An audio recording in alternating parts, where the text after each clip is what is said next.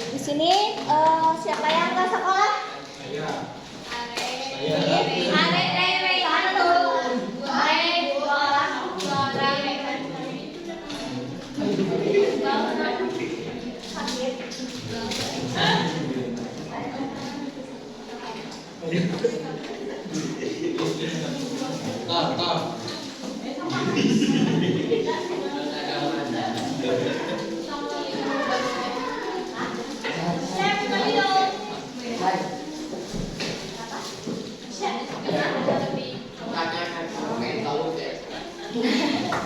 Siap.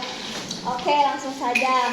Nah, di sini Ibu akan melakukan kegiatan bimbingan klasikal. Sebelum kegiatan kita dimulai, kita garis dulu ya. Ya. Oke? Oke. Jadi instruksinya kayak gini. Misalkan Ibu bilang bilangan ganjil, bilangan genap, kalian harus angkat tangan. Kalau misalkan bilangan ganjil, gebrak meja. Oke? Pahami? Oke, baik. Dimulai ya. Kalau kata Ibu konsentrasi, kalian jawab konsentrasi, dimulai. Oke? Siap, Bu? Oke, sip. Konsentrasi. Udah semangat kan? Udah semangat. Satu kali lagi. Konsentrasi. Oke, baik. Dua. Gimana nih jawabannya? Kan kata Ibu juga tadi kalau misalkan bilangan genap itu angkat tangan. Jadi bilangan genap itu 2, 6, ya. Nah, kalau bilangan ganjil itu 1, 3. Kalau bilangan genap itu yang bisa dibagi 2. Ngerti ya? Oke, sip. Kalau misalkan bilangan genap harus gimana? Iya, kalau bilangan ganjil sip. Oke, mulai. Konsentrasi. Satu.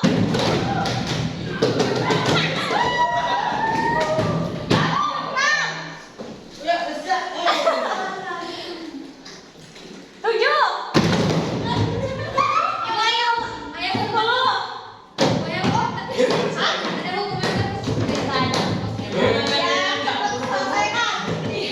Gajah kelas istirahat. 2.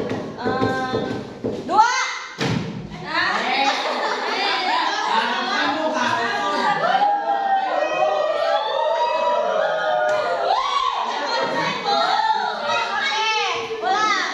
Konsentrasi. 5. Hadirin gimana cowok-cowoknya pada diam mulu. Masakan sama cewek ya?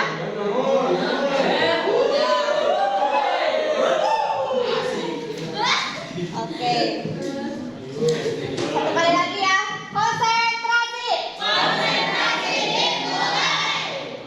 Kamu 10.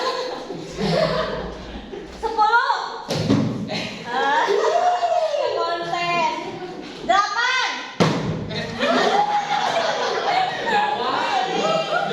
5.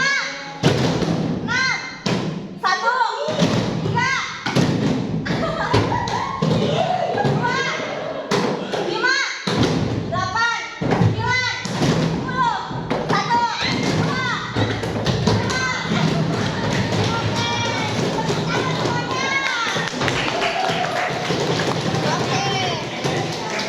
Nah, kita memasuki kegiatan ya, namanya bimbingan klasikal. Tujuan khususnya di sini kalian bisa mampu memahami diri kalian dengan kekurangan dan kelebihan yang kalian miliki. Kemudian kalian mampu bisa mengembangkan diri kalian yang lebih baik atau dari segi keunikan kalian. Nah, di sini Ibu akan mengangkat mengenai materi pemahaman diri. Seberapa paham sih kalian dengan diri kalian? Ya, silakan. Kalian sudah berapa paham sama diri kalian? 3. Apakah kalian sudah memahami diri kalian? 10. Oke. Oke, rata-rata mungkin belum ya. Nah, di sini Ibu akan menjelaskan apa sih pemahaman diri itu. Nah, menurut Abraham Maslow, potensi dalam diri manusia itu akan tumbuh dan berkembang. Jadi di sini menurut Maslow itu potensi diri kita itu pasti akan berkembang. Menurut beliau, seorang individu mampu mengaktualisasikan dirinya dengan melakukan berbagai hal yang menimbulkan kebahagiaan dan kepuasan. Nah, di mana pengembangan atau tumbuh dalam hidup kita, dalam lingkungan kita itu akan dimilikinya lebih baik gitu. Maksudnya kapasitas yang lebih baik, di mana mengaktualisasikannya menimbulkan kebahagiaan dan kepuasan. Jadi menurut Abraham Maslow itu seorang diri itu potensinya tumbuh dan berkembang gitu. Kemudian pemahaman diri adalah pengenalan secara mendalam atas potensi-potensi dirinya yang mencakup ranah minat, bakat, kemudian kepribadian, nilai, dan sikap agar siswa mengenali kekurangan dan kelebihannya. Jadi pemahaman diri dalam maksud di sini itu adalah pemahaman kalian mengenai tentang kepribadian kalian yang dimana terdapat ada minat, bakat, kemudian nilai, moral, dan juga di dalamnya itu terdapat kekurangan dan kelebihan masing-masing, entah itu dari kepribadian minat bakat kalian, tentang sosial, tentang nilai diri kalian sendiri gitu. Nah, kemudian menurut Hartono 2010, pemahaman diri siswa adalah pengenalan secara mendalam atas potensi dirinya yang mencakup ranah minat, abilitas, kepribadian, nilai, dan sikap. Nah, menurut menurut Hartono ini lebih mencondongkan dari nilai sikap ya. Jadi bagaimana pemahaman diri itu dilihat dari pemahaman sikap kita gitu. Jadi kayak cerminan lah gitu. Ya. Oke. Nah, terus kemudian menurut Muhammad Farid, ketika seseorang mengetahui dirinya atau kondisi dalam dirinya itu menggambarkan menjalani hidupnya dengan rasa nyaman, kemudian memiliki rasa percaya diri yang kuat, dan itu memiliki pandangan diri yang jelas gitu. Jadi menurut Muhammad Farid ini berpandangan bahwa memahami dirinya itu bisa lebih jelas, lebih bisa percaya diri gitu, lebih bisa nyaman gitu dengan pemahaman dirinya. Jadi iya betul. Jadi kalau misalkan kalian sudah nyaman dengan diri kalian, itu berarti kalian bisa memahami diri kalian, gitu ya, betul? Karena kalau misalkan kita nggak nyaman, kita nggak akan mengetahui ya gimana sih diri kita itu, benar nggak? Gitu. Sama halnya dengan kayak ke pasangan gitu. Kalau nggak nyaman, itu kita nggak tahu kepribadian dia gimana, benar nggak? Ditinggalkan sayang bu. Iya benar. Nah, terus di sini ada menurut Bastaman menjelaskan dalam diri seseorang itu memahami terjadi meningkatnya kesadaran atas buruknya kondisi diri pada saat ini dan keinginan kuat untuk melakukan perubahan ke arah kondisi yang lebih baik. Nah, menurut Bastaman ini memahami diri itu lebih ke kesadaran akan mungkin kekurangannya gitu, keburukan dalam dirinya gitu, sampai mana dan sejauh mana sih diri ini, atau mungkin berkaca diri ya, introspeksi diri ya, lebih kayak gitu. Jadi melakukannya ke arah kondisi yang lebih baik, di mana dia mengetahui dirinya gitu, pemahaman dirinya itu kurang baik. Jadi dia introspeksi diri bahwa dirinya banyak kurangnya, makanya dia ke arah untuk lebih baik gitu. Iya, terus di sini juga ada menurut Amon, mereka memahami dirinya yaitu satu, percaya diri bahwa hidupnya itu bermakna. Jadi dirinya itu merasa bahwa dirinya atau hidupnya itu bermakna gitu bagi orang lain tentunya ya. Nah, terus secara positifnya meyakini bahwa konsep tertentu itu seperti humanistik, religius, atau ideostanik yang berhubungan dengan makna kehidupan. Jadi ini berhubungan dengan kehidupan ya. Contohnya kayak religius, kepribadian kalian gitu. Jadi lebih mengarah ke kepribadian yang religius gitu, keagamaan. Nah, terus di sini ada dalam sumber yang jelas dijelaskan juga bahwa percaya diri itu terkait dengan self contact.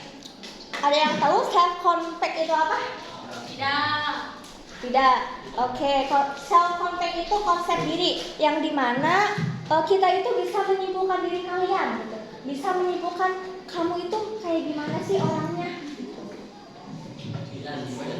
Nah, itu namanya self contact, oke? Nah, kemudian ada self esteem. Apa coba self esteem? Harga diri. Jadi self esteem itu harga diri yang dimana kalian itu sesuai dengan harga diri kalian itu lebih ke arah positif atau negatif gitu. Pertengahan sama tuh ya 50-50. Oke. Nah, kemudian di sini ada self efficacy. Self efficacy apa? Tahu nggak? Tidak. Percaya diri. Namanya self efficacy. Percaya diri bahwa iya, nggak boleh insecure, benar. Percaya diri, self efficacy yang dimana itu di dalamnya keyakinan diri terhadap kalian, tentang pemahaman diri kalian, tentang potensi diri kalian, tentang kepribadian kalian, seberapa yakin kalian memahami diri kalian. Itu. Nah, kemudian di sini ada yang keempat, self confidence. Apa coba? Tidak tahu. Keyakinan diri. Jadi itu lebih seberapa yakin ya? Nggak beda jauh sama pengertian sebelumnya. Jadi di sini keyakinan, ditegaskannya keyakinan. Jadi kayak keyakinan itu agama aja gitu. Seberapa yakin kalian sih dalam menganut agama kalian, dan begitu pun sama seberapa yakin kalian memahami atau percaya diri terhadap kalian gitu. Ya, dapat dimengerti? Oke. Nah, pemahaman diri ini kan tadi udah dijelaskan ya, terdapat minat, bakat, kemudian abilitas, kepribadian, nilai-nilai kalian, moral, dan sikap gitu. Dan di dalam juga ada kelebihan-kekurangan kalian. Nah, di sini juga ada faktor-faktor internal dan eksternal, yang dimana faktor internal itu di dalamnya terdapat kayak di dalam diri kalian gitu. Contohnya kayak sikap kalian, itu kan internal ya, kepribadian kalian. Terus kalau misalkan di ranah ruang lingkup eksternal itu kan lingkungan di luar, eksternal di luar. Jadi itu bisa berpengaruh terhadap diri kalian. Bagaimana sih kalian bisa membangun atau membentuk karakter kalian tentang diri kalian? Itu kan pasti ada faktor internal dan eksternal ya, benar nggak? Kalau internal kan bisa juga dari keluarga gitu kan. Terus kalau misalkan dari faktor eksternal itu yang lingkup, kayak teman-teman kalian juga kan sangat berpengaruh ya, benar nggak? Nah, terus di sini ada cara mengembangkan diri. Yang pertama itu ada merawat diri. Pasti kalian tahu lah ya, kalian udah SMA, bagaimana sih kalian merawat diri? Pasti udah ngerti kan? Jadi nggak usah dijelasin lagi kali ya. Nah, merawat diri mungkin salah satunya merawat diri dari hal-hal yang negatif atau hal-hal yang toksik yang bikin diri kita itu jadi negatif gitu ya. Iya, salah satunya teman toksik. Itu kan bisa kita hindari ya, pertemanan yang bullshit gitu ya, pertemanan yang bermuka dua itu kan bisa dihindari. Kemudian belajar. Nah, apakah belajar itu bisa hanya di sekolah saja? Ya. Contohnya kayak gimana belajar? Di jalan. Apa itu? Belajar di mana aja? Apa? Contohnya? Semuanya di sekolah. Semuanya tuh kayak gimana? Di rumah. Terus? Lagi main bisa. Oke, betul ya. Belajar bukan hanya di ranah pendidikan di sekolah saja ya, tetapi kita juga bisa sekarang kan zaman teknologi yang canggih. Nah, itu kan bisa ya kita gunakan untuk belajar. Betul. Bisa di Google, di TikTok, Instagram, atau medsos lainnya. Di training. Bisa, boleh. Nah, kemudian di sini mengikuti berbagai kegiatan yang mendukung seperti ekstrakurikuler atau organisasi. Nah, di sini siapa yang mengikuti organisasi atau ekstrakurikuler? Ekstrakurikuler. Ekstrakurikuler apa? Apa? Ya sering. Kemudian paskibra. Apa lagi? Paskibra.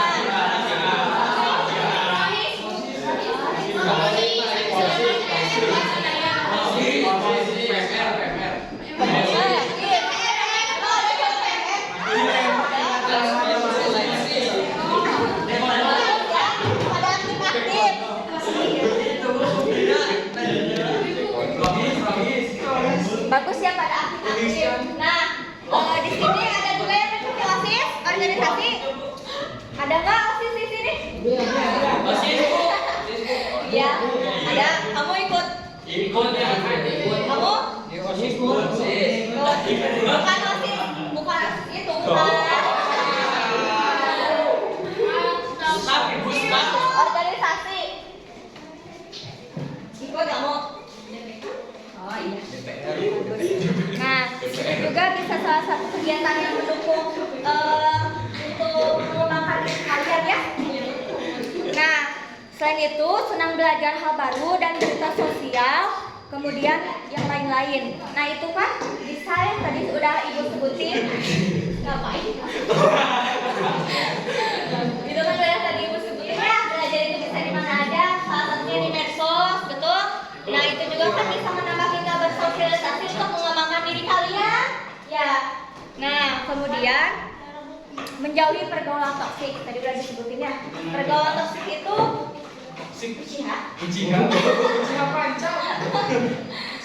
pergaulan toksik itu sangat berpengaruh ya terhadap diri kita, benar nggak? Benar, Bu. Teman juga sangat berpengaruh ya.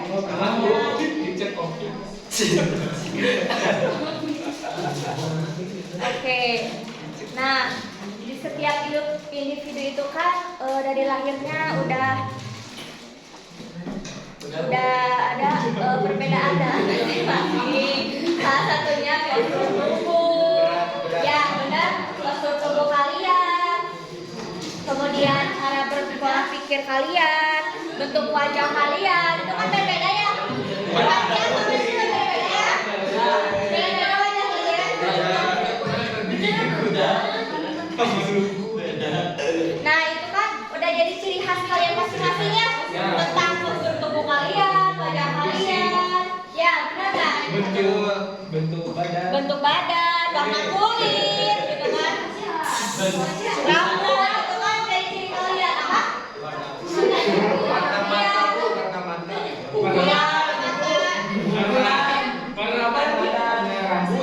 Iya, tapi kan rata-rata hitamnya Indonesia mah. Kecuali kalau misalkan Jerman. Demi Pikom berenangnya. Cacat sana. Japir.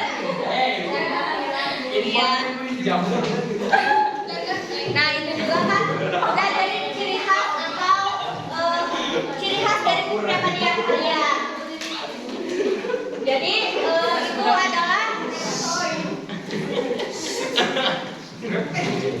itu adalah bagaimana kalian bisa